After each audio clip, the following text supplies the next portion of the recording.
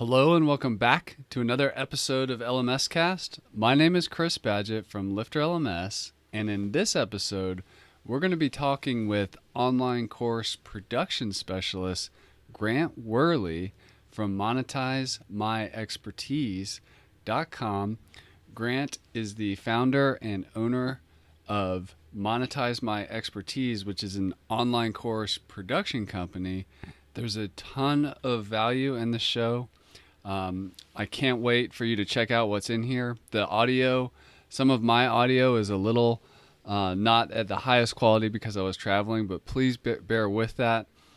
Grant is a leader in our space, and I'm so excited to have him on our show today. Grant, thank you for being here. Yeah, thanks for having me. I appreciate it. I talk with a lot of experts, as I'm sure you do too. When I come across somebody else who is just as obsessed with the online course industry as I am, it's always a lot of fun because we can get a little meta about what's going on in the industry and stuff like that.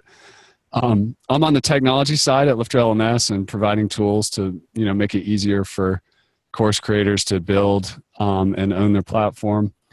What in our pre-chat before the call here, we were talking about a blue ocean you discovered in terms of what course creators are challenged with and what they're facing. What is that blue ocean, and can you tell us about your story stepping into monetizemyexpertise.com? Sure. Yeah. I mean, I guess when you think about courses, I guess there's three, or depending on how you count it, maybe four components of it, right? There's the topic and the topical expertise. There's the production of the course itself, which is it's a different process or skill set. Just because you know how to, you're an expert on a topic doesn't mean you know actually how to deliver it through a course or build a course around that. Third thing is the tech.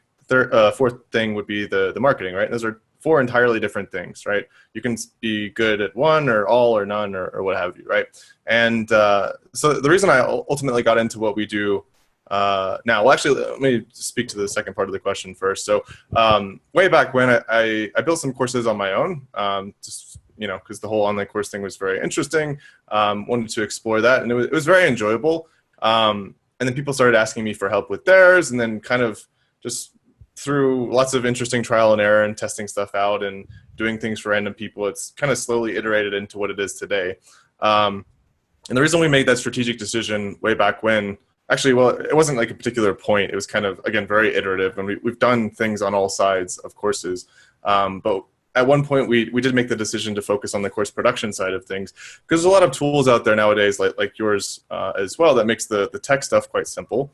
There's a lot of companies out there that do marketing agencies, for example. But there really wasn't any good company that helps you build the course materials itself, right? Like there's a lot of book publishers or like ghostwriting services, for example, or whatever. But there's nothing very comparable to that for courses, right? So all these probably millions at this point of people trying to make courses, they're kind of just trying to do it. They maybe take a course about courses and they try and do it on their own.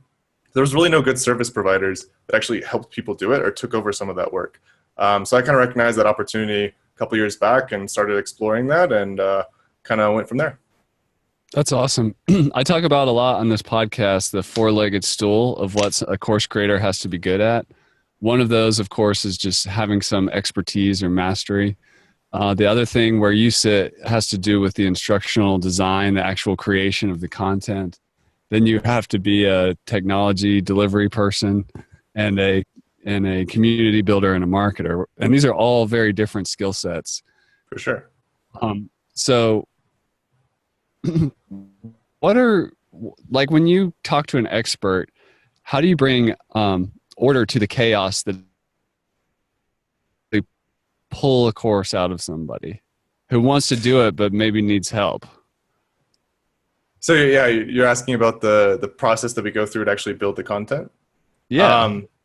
Yeah, so it's kind of interesting, and I'm happy to explain it, but one of the things that's kind of interesting about it is because there really aren't very many parallel companies doing what we do. Like, it's kind of hard to explain it and have it really fully click, but once people start to go through the process, they're like, oh, wow, this is really cool. I recognize the value in it. But I'm happy to explain it verbally, but just fair warning, it may not really fully click with people, why it's useful without some further elaboration. But basically the process that we go through is it's a couple different phases. The first one is, like, okay, what do you want this course to accomplish? What's the high level goals for it? Who's it for? Some basic introductory stuff to sort of set the overall direction of the project. From there, we move into building what we call a course curriculum, which is like a high level overview of, maybe it's going to cover these 10 topics. Here's a little bit more further elaboration about what it's going to be about. And we do that through people on our team that we call content developers. Like our main one right now, his name's Matt. He's awesome. He's got an MBA, used to be a consultant, and he's basically really, really good at, it's sort of a mix of interviewing people, listening very carefully, and asking the right questions to help them sort of clarify things, poking holes in things that don't make sense, and kind of also leading along the best way to turn that topic or expertise into an actual course. And so we do this over a series of several calls in a couple different phases. So there's like a kickoff call, a couple course curriculum development calls. From there, we move into developing individual lesson plans. So that's mapping out what each individual lesson is going to cover in terms of the topics, anecdotes, calls to action. There's going to be a quiz, things like that. And so basically, from the client perspective, the way we try and structure it, because the most common person that we work with is like a super busy consultant who speaks in a new city every week, for example, or like a speaker or an author or something like that. It's one of the common avatars, if you will. And they kind of just have to like show up on the calls that we've booked with them to go through this content development process. And then we kind of do all the legwork of building out the materials for that. And we go on to like building the slides and worksheets and editing all the videos and stuff. So basically they just have to show up on the content development calls where we're interviewing them, and then do a run through of the lesson plans in terms of recording it, because usually 95% of the time they still want their voice and face associated with it. Although we've done a couple projects where we provided voiceovers as well, but it's very uncommon. So they just have to run through the content once we've built out all the lesson plans, give us that file, and we do everything before and after that. With the way you guys work, is it possible to do what you do with anybody anywhere in the world? Does it happen remotely? Or is there a component where there has to be a film crew or something like that, boots on the ground? No, actually, no, we do it all remote. And there's some specific reasons behind that. Because it's a huge pain, and it's sort of a deal breaker for like, hey, fly out to our local studio in LA, and it's more expensive for us, so we're gonna have to charge you a bunch more as well. There's a lot of consequences of using that kind of model. But we use a different model where it's all remote, through kind of like Skype and Zoom and whatnot, like we're using now. And so one of there's a significant aspect of that, which is we focus more on slide-based courses versus like talking head-based courses, although some of them are. And a lot of them incorporate elements of that. But obviously, since we're not flying people out to physical locations, we can't exactly like record them from our side of things. But sometimes we help people like book a local studio. Oftentimes people want to record a little 30-second introduction to their lessons or their modules or whatever, and we kind of edit that in. But at the end of the day, that's some people have it in their head they should make this super flashy talking head-based course with like a professional film crew and like crazy animations and stuff like that. It's actually usually counterproductive, because I'm sure like probably 20% of the people listening now have that in their head, that's the best way to do it and that's the highest value way of doing it. It's actually not. There's a lot of courses out there that are insanely successful, which are slide-based or screencast-based or what have you, and oftentimes it's a better way of communicating the information. Like if you're teaching a course about programming, if you're talking about programming to the camera, that's not going to help anybody. You got to show your screen, right? So there's some different things there to keep in mind. But yeah, it's all remote, and that makes it a lot easier for our clients as well. Like we work with some Australian clients, but we don't have any employees in Australia, and so that makes that possible. And yeah, we've worked with people in quite a few countries, which is pretty cool. That's amazing. Well, let's talk a little bit about experts and the ones who succeed and the ones who fail or get frustrated a little bit. I would imagine like if somebody has, some resources and they really want a professional to come help with the course production part, what does that person who goes through your process have that allows it to all click for them, as opposed to somebody who's like an expert, but not really a teacher, not really a technologist, who gets kind of frustrated? Like what, another way to ask that is like, what kind of mistakes do you see course creators making that you're your business solves? Yeah. So, I mean, there's a couple of different problematic areas for courses in general. Some of the most common ones are just the general project as a whole, like not understanding that there's, at least 4 different main components of a course, and probably you're not good at 3 of them, to be honest, if you're trying to make a course. Again, 25 years of being a fitness trainer. That doesn't mean you can build a course about it. It also doesn't mean you can build a course website about it. And it also doesn't mean you can necessarily market it, right? So those are 3 very important things. Most people don't really think that far ahead and realize the complexity involved there, right? Because, I mean, so we have a 10-person company right now, and we do some of those other things as like an add-on, but in terms of our primary service, we do one of those 4 things. And that's very intentional, because in the past we tried to do some website setups, some marketing stuff as well. And even with like a 10-person team, it's almost impossible to do that well with all of those different things, because they're entirely different skill sets. Basically, you have to have a different team or company around each of those different things, right? So let alone an individual course creator trying to do all 4 of those things themselves. It's really hard. And that's something people underestimate. So it's worth kind of thinking that through and thinking where you might get stuck, what you should get some help with, because there's probably very specific areas that you're definitely going to need help with. And if you don't anticipate that ahead of time, you're just going to like run into a brick wall and get stuck there or get frustrated or whatever. So that's one thing. The second thing, there's just a couple points along the way where people often get stuck. Another common thing that we see as well, and this often happens, it's funny because people will come and talk to us, and we'll have some calls with them and explore working with them, and they'll be like, I don't know, I could pay you guys, or I could just do it myself, right? And sometimes they'll go off and try and do it themselves. I was actually thinking about this yesterday. I'm not sure, I can't think of a single example. I mean, I'm sure it's happened, but I just didn't know about it. But nobody has ever come back to me and said, oh, we went off and tried to do it on our own, and we actually got it finished. Like, that's never happened, but the reverse has happened quite a few times, where it's like, oh, we'll do it on our own, it's fine. I'm an expert on this topic, that's cool, it'll get done. But then it doesn't end up happening. And we have some funny like scenarios where that's actually played out. Like I have a case study about a client that we ended up working with who spent literally a year and like something crazy, like 50 grand, like thousands of hours of work.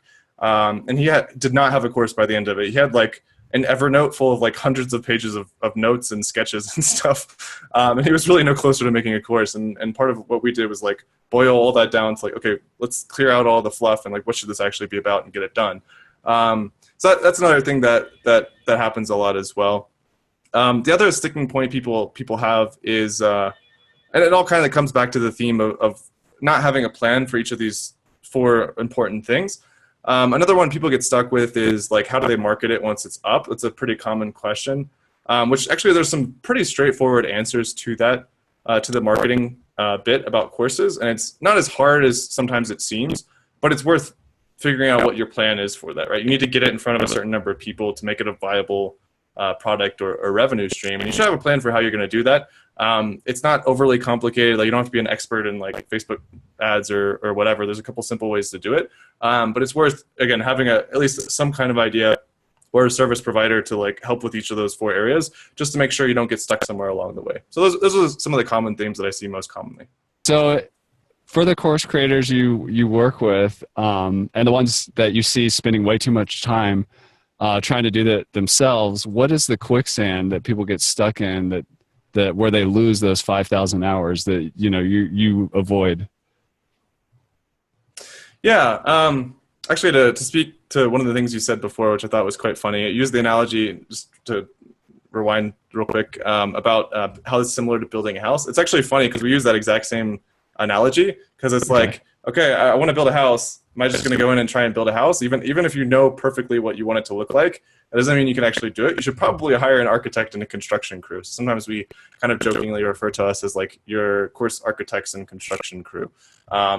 Because at the end of the day, there's a reason why people go to like architecture, get a degree in architecture, and people pay quite a bit to construction crews to build stuff. It's because they specialize that, right? Even though you might have the vision for what your house, what you want it to look like or function or how many floors or whatever, they'll make sure it actually like happens and it doesn't fall down once it's done. So anyways, I thought that was a funny analogy that we use as well. To answer your other question about where do people get stuck when they do get stuck in the course creation process, I said there's a couple sticking points, actually quite a few, but some of the most common ones, at least on the top of my mind right now. So first off, it's very hard to build a course in a silo. Like you're by yourself behind your computer, and you're saying, okay, I want to make a course. And again, maybe you have 25 years of experience doing XYZ, like a sales trainer, and you're like, I want to build a course about sales. I have a blank screen in front of me. Okay, let's go. Probably you'll get somewhere with it, but it's very hard to do it that way, which is why people get writer's block and things like that, because you're not really getting feedback.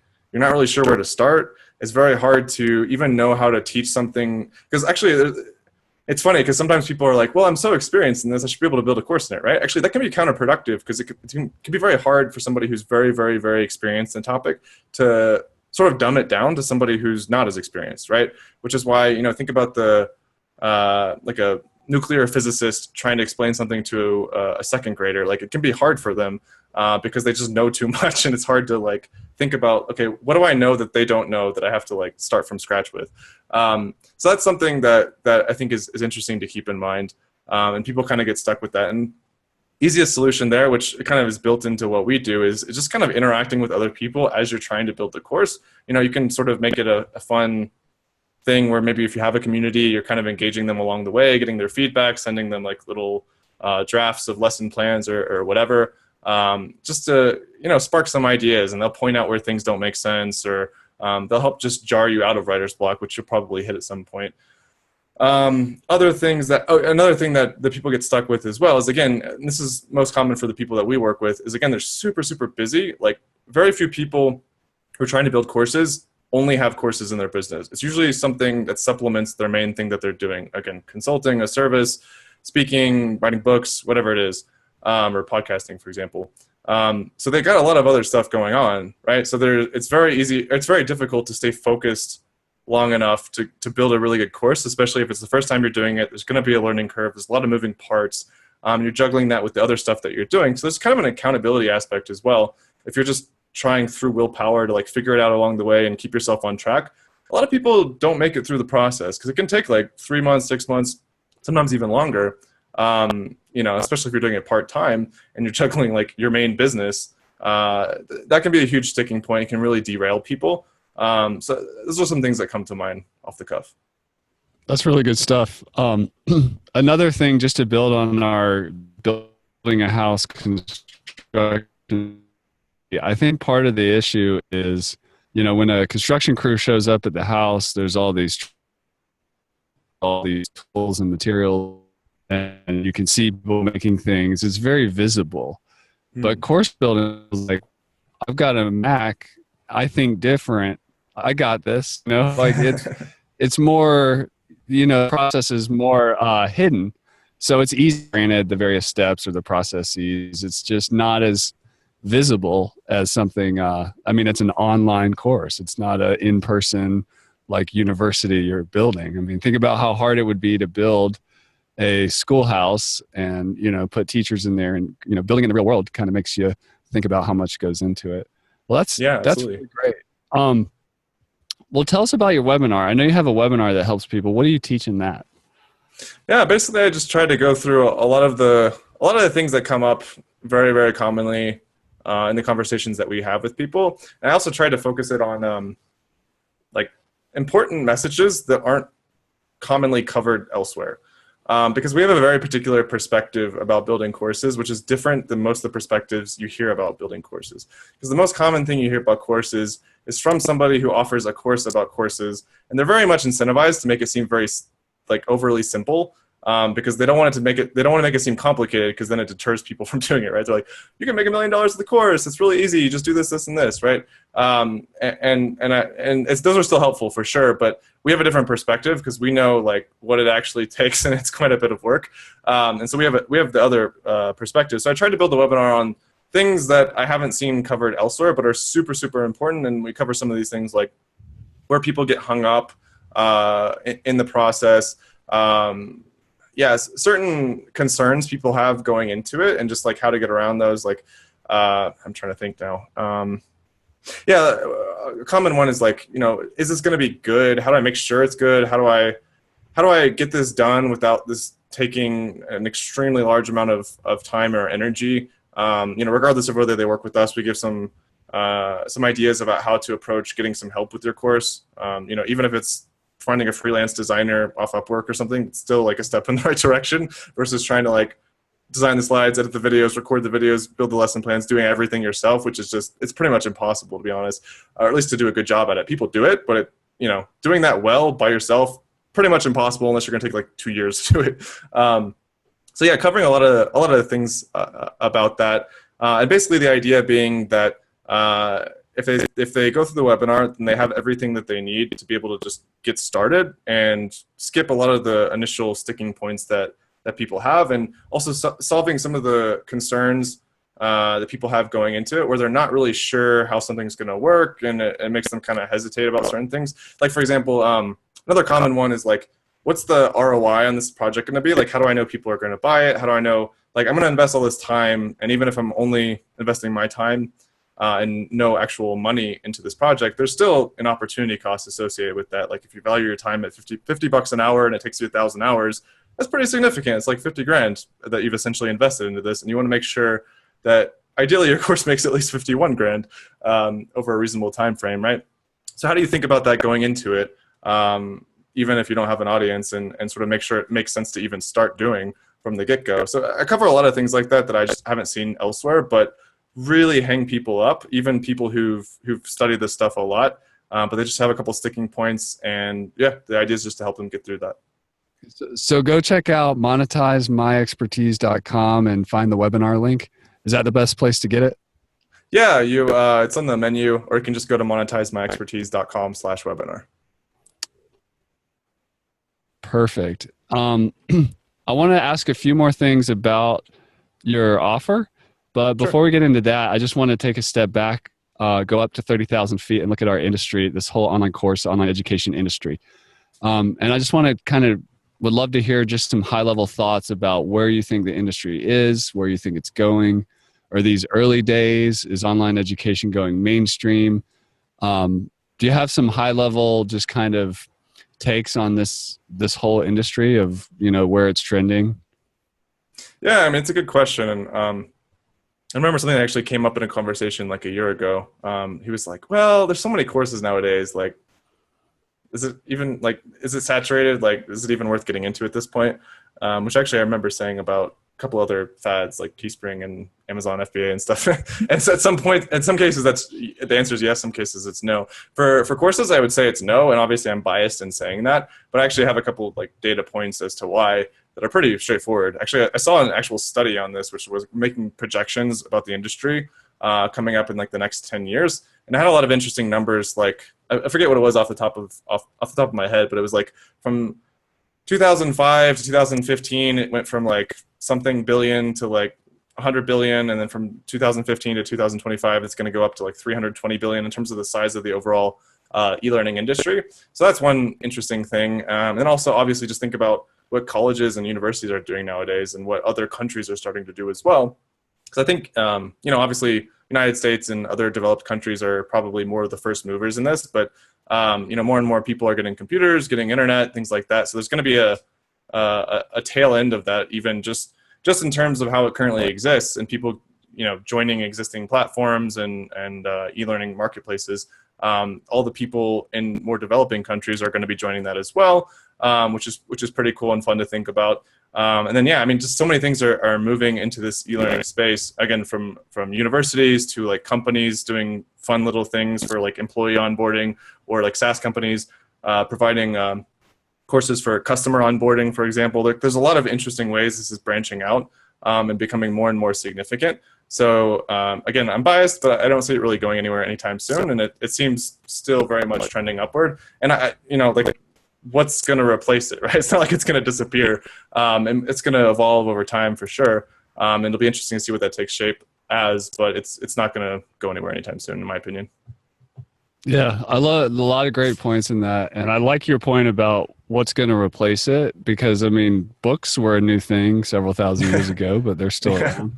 Yeah, exactly. Like using the internet to learn. I mean, they may get a little better. We may get some like artificial intelligence involved in the process, but it's... And virtual reality and gamification, yeah. But it's just modifications on the existing industry. Exactly. So I'm really fascinated to see where this goes from here. Monetize My Expertise. Who is the ideal type of person that works with you? Can you just like throw that out there? What type of person is a perfect fit for your services?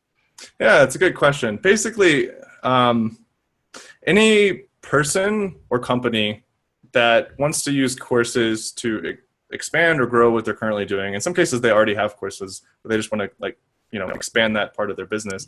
And they don't have like a department already developed towards doing it.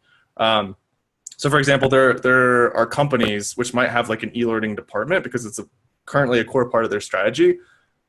We can augment that, but maybe it doesn't make sense to work with us. But anybody who needs a course built and they don't already have like an existing pipeline or team or whatever built around doing it, it makes a lot of sense to work with us, because at the end of the day, if you just think about what service businesses are, you're essentially like paying for quality people, a track record, efficient processes, things like that. Like you could try and go out, for example, say you want to build one course. That's actually one of the things I cover in the webinar and elsewhere. Because some people come to us and they're like, I don't know if I want to really pay for this. Well, okay, what's your alternative? You can do it all yourself. And even if you just value your own time, chances are it's not going to be any cheaper if you just think about the opportunity costs. The other thing is if you want to like build out your own little course development process or department or team or whatever, that's really hard to do, to be honest, because I've done it multiple times now. It's very challenging, and a lot of work goes into that, especially if you want it to be good. And what are the chances that your first course that new team develops is actually going to be up to your standards? Pretty low. So those are some things to keep in mind. And for whoever values producing a high-level course and doesn't have a team already developed to do that within their business or people that they work with, that's the main broad category. What that often looks like is, again, like a high-level consultant, a speaker, author, podcaster, like solopreneur, and sometimes like SaaS companies or whatever. But again, the main thing is just they have a need for courses. It's objectively valuable to them and what they're trying to achieve, but they don't have an existing way of doing it and doing it well. Awesome. Well, if that sounds like you, go check out monetizemyexpertise.com. Grant Weherley, thank you for coming on the show.